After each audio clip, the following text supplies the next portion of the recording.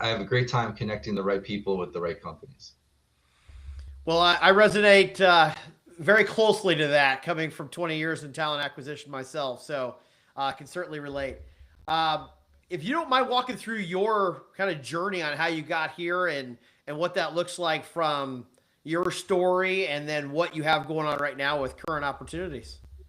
Yeah, I'll start with the end just so people kind of know where I'm going. So I like to look at the Robert Kiyosaki sequel to Rich Dad Poor Dad, which is Cash Flow Quadrant. And you look at the quadrants: employee, self-employed, business owner, investor. So I've navigated all four quadrants. Today I'm probably a little bit more of an investor with some business owner responsibilities. And I live in Oahu, Hawaii. But how did I get here? Midwest kid, made money shoveling snow, raking leaves, all that stuff. Uh, Ended up in talent acquisition just like you. So downtown Chicago, uh, working in recruiting, um, and love the competitive aspect of it. I liked knowing that there was a race to get the best candidate. You made more money if you made more placements. I was the weird guy. Growing up, I was big into like the stats for my little league baseball. Like, I was the 8-year old that could calculate my earn run average, in my head. Um, and when we got to the staffing world of the whiteboards everywhere and the bullpens, man, I knew not only my stats but everybody else's stats and the whole team, like their ratios. And I mean, I was just obsessed with like the number tracking, the competition, the energy. I loved it. Fast forward, ended up in California, um, and I went to the other side of the house. Went in house, lived in San Francisco. All the tech startup stuff that we hear about. If you watch the HBO Silicon Valley, and all those tech logos, Oracle, Google, Meta. Now it's OpenAI and Anthropic. I was right in the middle of it during like the golden age of SaaS, so software as a service, and I was the head of recruiting, head of talent. So when a company would raise, say, 10, $20 million, all right, Brian, got to go. Like, let's hire some engineers or salespeople. That was really my role. Um, Never really had that entrepreneurial bug until about 5 years in San Francisco. I kind of built up enough confidence to give it a shot. I did it a little bit unusual in two ways.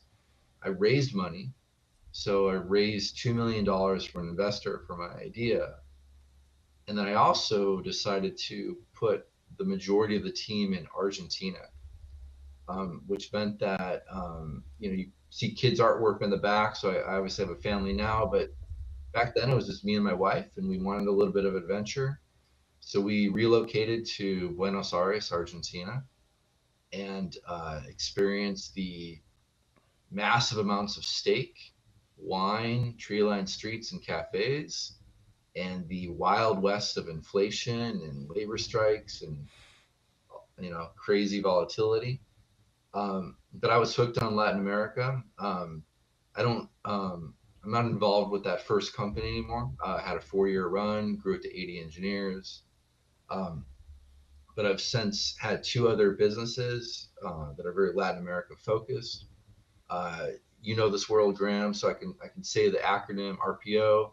But for your listeners that might not know, recruitment process outsourcing, we were leasing recruiters, mostly from Latin America, to U.S. companies that were hiring U.S. candidates for U.S. companies. The recruiters just happened to be project based, fully English speaking in Latin America.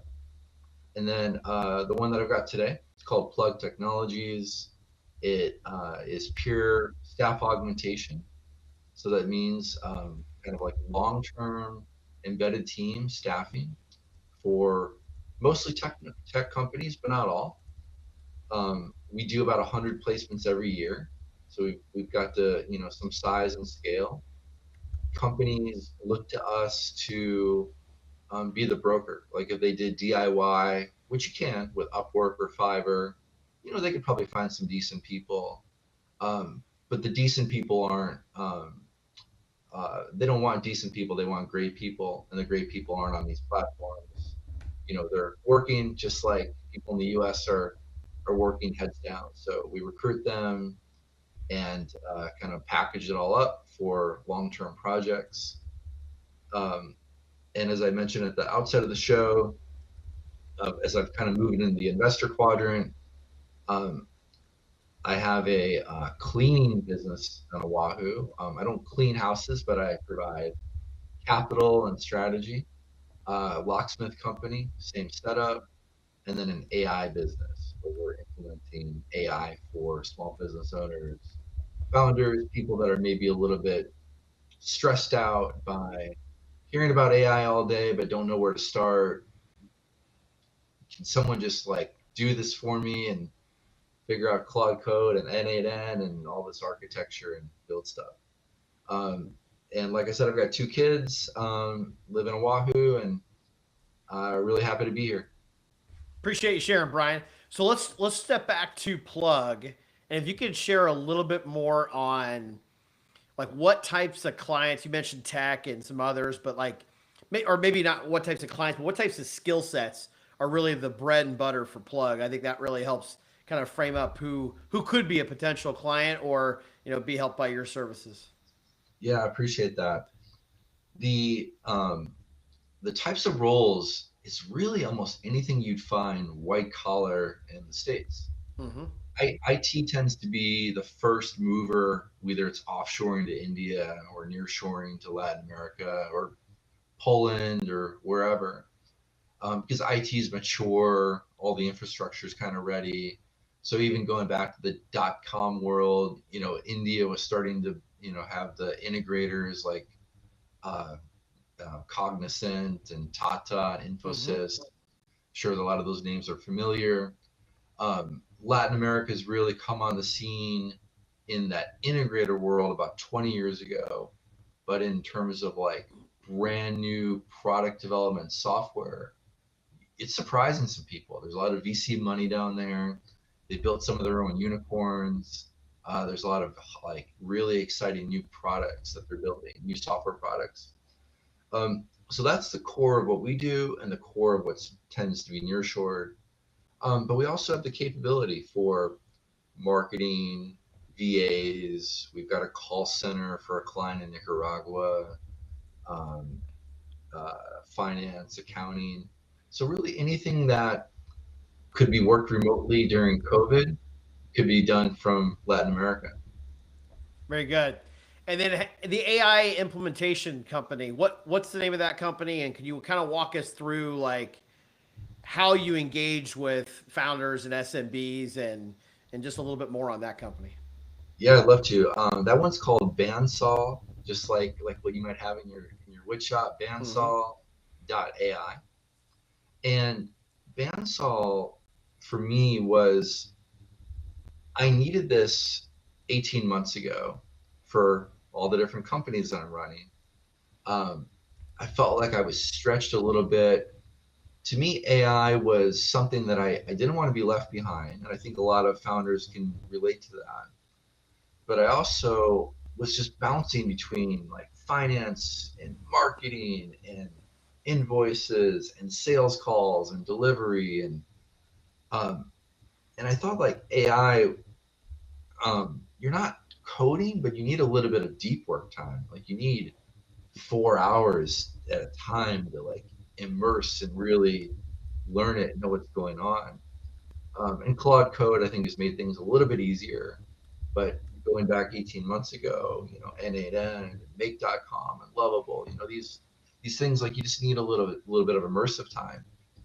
And I hired a guy who was like my proxy, like building stuff for me. We're learning as we go. We're testing, and I thought, I think there's people out there like me that are just a little bit paralyzed. Maybe are a little bit anxious. They don't want to be left behind. They want to try stuff. So we've kind of tested it in a lot of my companies. For our locksmith company, we built a custom AI receptionist.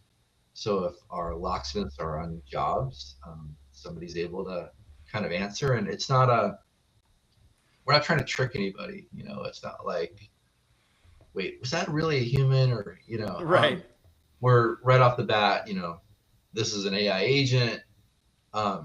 We just need 90 seconds. Just give us like a quick sense of what you're doing, what you need.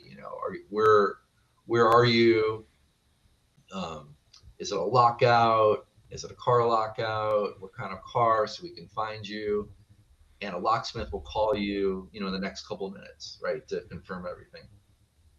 And then they get an automatic text, like, reassures them that everything was received. For my cleaning company, we built a automatic like price calculator, which takes a lot of the guesswork, and stress out of trying to quote people, because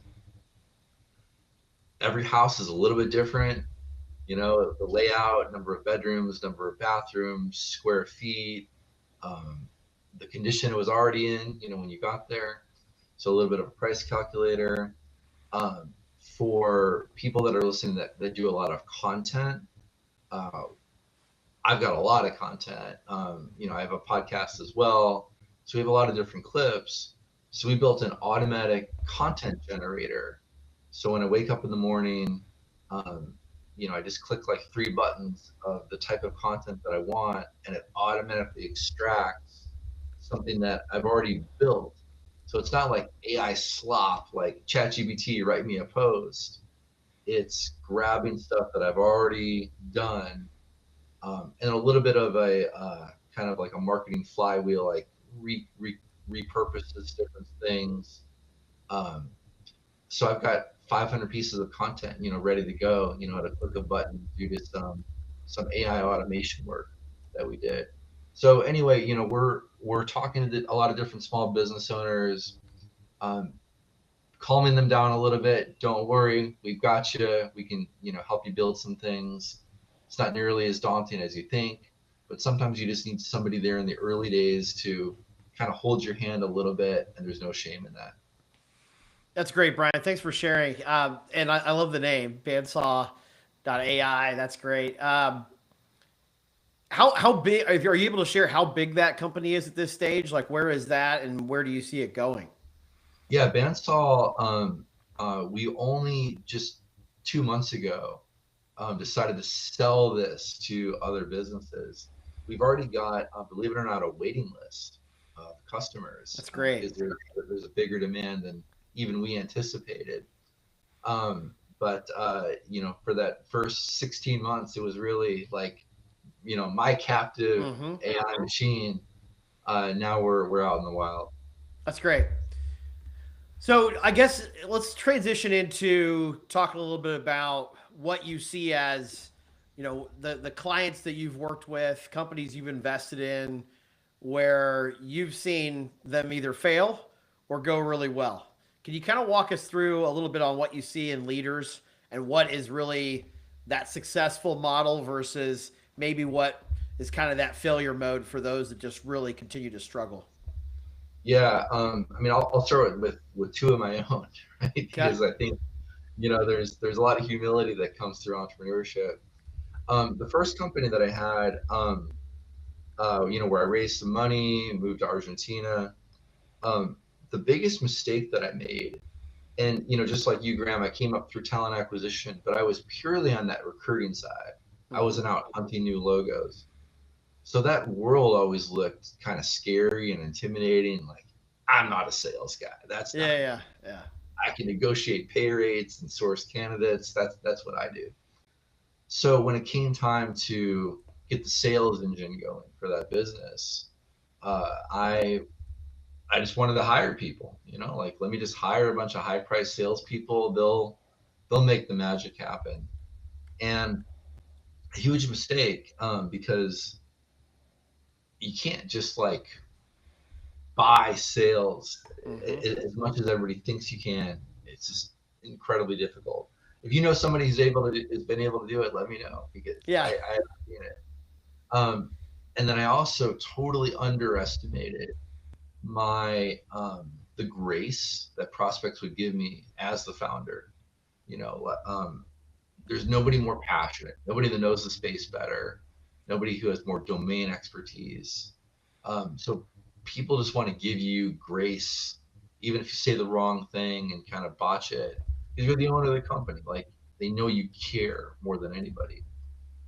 So that was a big mistake that nearly cost us the company because we way overspent on sales that didn't produce. Um, and then I had another company that did really well, but as COVID came, we lost all of our revenue because it was project-based recruiting. But I had enough success as an entrepreneur, so you kind of get this hubris, like I can make anything work. I can work across industries, and um, I'm not the best dressed person on anybody's list. But somehow I came up with this idea to do a men's clothing shop on Shopify during COVID. And man, did that fail hard. And no matter how much money I put into it, and I mean, I didn't really test it very well. I realized like the packages were coming 6 weeks late and they had like China wrappings all over the postage. And I'm like, oh my God, this is bad. Um, and I'm trying to set the price and run Instagram ads. I'm like, what do I know about any of this stuff? But hubris gets the best of you sometimes. So ended up kind of sticking in my lane. But yeah, I've also invested in some businesses, that I might as well just let my money on fire. I invested in a company a couple of years ago that, I came out of like 5 years in SaaS, so I make decent investments with tech. In fact, I was like moderately early in some of Elon's companies. Uh, you know, um, got in the SpaceX 4 years ago. Got in Nice. the Neuralink 5 years ago. So not like an angel investor by any means, Sure. because background would be a lot different. But so like tech, I kind of understand. Hmm. Um, but for some reason, I wanted to invest into a consumer packaged good company that made like women's soap, and I thought, man, this sounds great. I mean, 2 months later, that money was just vaporized. So I think what I've learned is I think the founders' focus really matters, um, because you're really betting on them. And I think the second thing I'd say is stay in your lane, like stay with what you know. So even though I've got cleaning and locksmith and stuff, the parallels there are that these are home services businesses that were really capped by that existing operator's own capital and expertise, right? These are two things that I know. Services businesses, first business, the recruiting business, Plug, Bandsaw, Locksmith, Keymasters, cleaning company, Cleanscape. All of these are services businesses. I understand the space. I understand what it needs. Acquire a customer, deliver the service, get a good review, properly invoice, organize payroll, digital payments, um, enough capital where we can do net 30 with property management companies. All these things are kind of easy to replicate, even though it's not like I don't know the difference between like when we buy different keys or we buy a key machine. Like I don't know what I'm looking at. But I know how to operate services business successfully and invest in them. So that's probably the biggest takeaway for me is pick my lane, know it well, and don't get distracted by stuff you have no idea what you're looking at. Good stuff, Brian. Thanks for your vulnerability and just sharing kind of the good stuff and the not so good stuff and all the learnings that come along with that. Any other advice for that new startup founder or or that entrepreneur looking to take it to the next level beyond the focus? I mean, focus I think is a great starting point, but anything else that comes to mind if you had to sit somebody down and just kind of walk them through like, hey, here are the top 3 or 4 things that I want you to keep in mind, like what would you tell somebody? Yeah, the other thing, like all humility in hand, that first business that I raised money, like, wow, that seems like pretty cool. And it did at the time. And I felt, like a little bit of swag, like, yeah, I Yeah. raised capital, but it's not what it's cracked up to be. The pressure that you're under is absolutely enormous. I took a huge pay cut on my salary, during that business just to make sure my investor was paid, everybody else was paid. Um, uh, I felt like anxious all the time. And in retrospect, I mean, I'm glad, like, I don't have any regrets because this is what got me to where I'm at today. Mm-hmm. But I would really caution people on taking investment capital, and even like SaaS companies today. You can kind of vibe code now and just get it, just a few engineers to get it to a place where it's secure, compliant, works across the enterprise. It's a lot easier to get there today. I mean, if you're running an AI company and you need a massive data center, that's a different story. But Yeah. traditional SaaS, tech, services companies, you really should make the case to yourself why I need this investment and what are the strings that come with it. Certainly. How about your heroes? Who do you really look up to, whether it's an entrepreneur or other leaders out there through history even? Yeah. I like uh, looking at historical figures sometimes. I've never served in the military, but I'm fascinated with military leadership, military structure. Mm-hmm. General Mattis, wrote this book, and he had something about in the book called Commander's Intent, and like that really kind of resonated. Like just a one page allows for autonomy, allows for decision making. Stuff gets happen. It's not boggled down in the chain of command. Um, I really appreciate Ben Horowitz's book, The Hard Things About the Hard Things. It's just, real, unfiltered, all the times he almost lost his business, Mm-hmm. and I love that. And I love that, you've got a platform for people to share stories like that too, Graham, because so often it's just, the road to success was, yeah, it was easy. Everybody could do it. Right, right. So I think my heroes, tend to be ones that are like vulnerable, and General Mattis was very vulnerable with like some of the issues that he came up and talked about in his book too. That's a good one. I'll have to check that out. I'm sure he's got some stories for sure. Yeah. Always a character to listen to for sure. Anything you've changed your mind on over the span of your life or career, Brian? Yeah. Well, I mean, earlier I talked about founders doing sales. That is something that I'm steadfast on. Like, I would never invest in a founder who's afraid to sell. Yeah. Where 15 years ago, maybe, hey, like they've got their zone of genius. Nope. Your zone of genius has to include sales, even if you got to learn how to do it. In fact, I advised a startup about a year ago on this exact thing. It was a product design CEO, and I was urging him, like, hey, I know you want to hire the sales guy. I know you do. Don't do it. You've got to be the face. You've got to be the sales guy. I think that's a real big thing. And then maybe on the marketing front, I started to believe more in the phrase consumption drives conversion.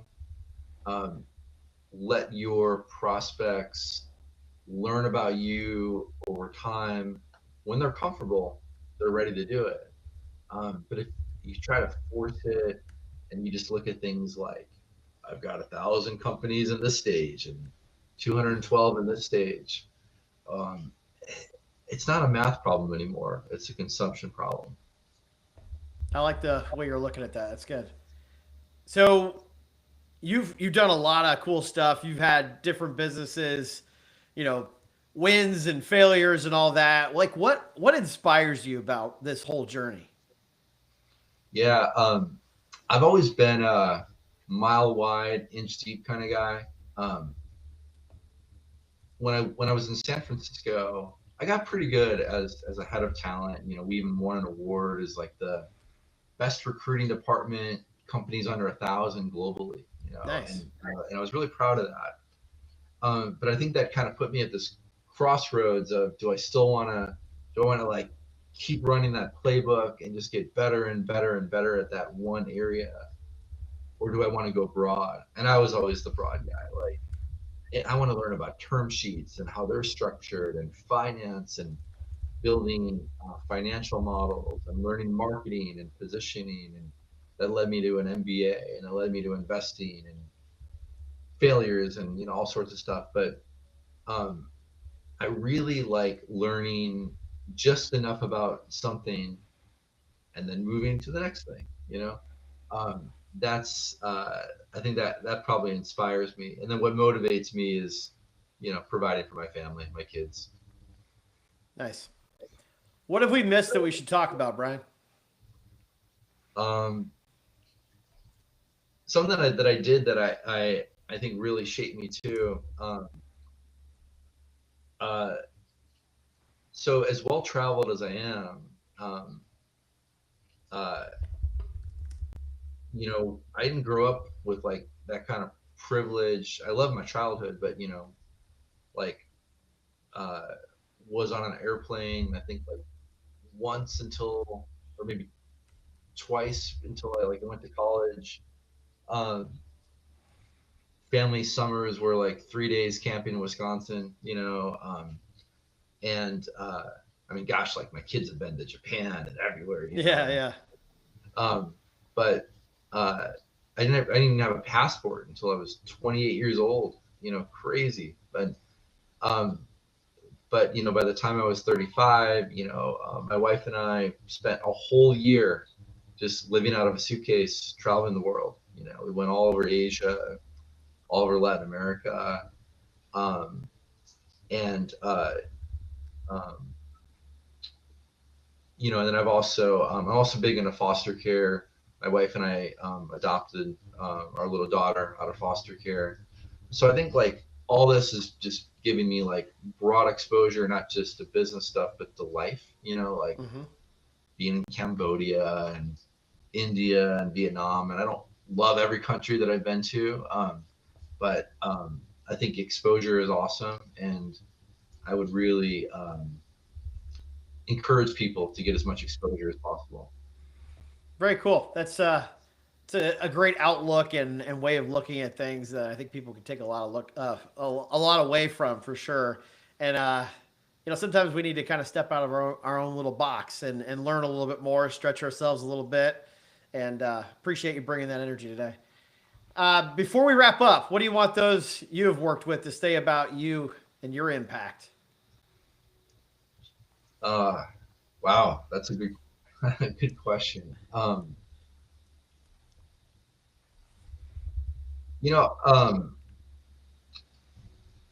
I think I know the answer to that because I didn't like the way I was treated. You know, at maybe a couple companies in the past, and I always have tried to remember that, like the way that I explain things to the team, even if things aren't going well. Um, and I don't want to use the word empathy because I think that's overused, but there's just like a certain way of thinking about the other person and how that message is landing. Um, so I hope that people are people appreciate that about me. You know, that I think about them when I'm delivering the message. why don't you tell us a little bit about your podcast before we wrap up, and any other ways that people should follow you and your mission? I appreciate that. The Nearshore Cafe podcast, we talk about Latin America, doing business in Latin America, the stories and the people. Half our guests are people in the States that, have looked at Latin America as a place to build their companies, software teams, marketing, VAs, call centers, and their journeys, like trying to figure it out. And the other half are really cool people in Latin America. They've got everything we've got: venture capitalists, investors, operators, engineers, business analysts, QA people, marketers. And we get a little taste of their country too, what they should know about Guatemala, what they should know about Nicaragua, what they should know about Florianopolis in Brazil. And that's really where we hit on that podcast. And then to follow me, probably the best way is either on LinkedIn or go to plugg.tech. And there's a contact us form, and it gets into ways to connect with me and the team. Brian Sampson, thank you for being on Flywheel Leadership. We appreciate you sharing.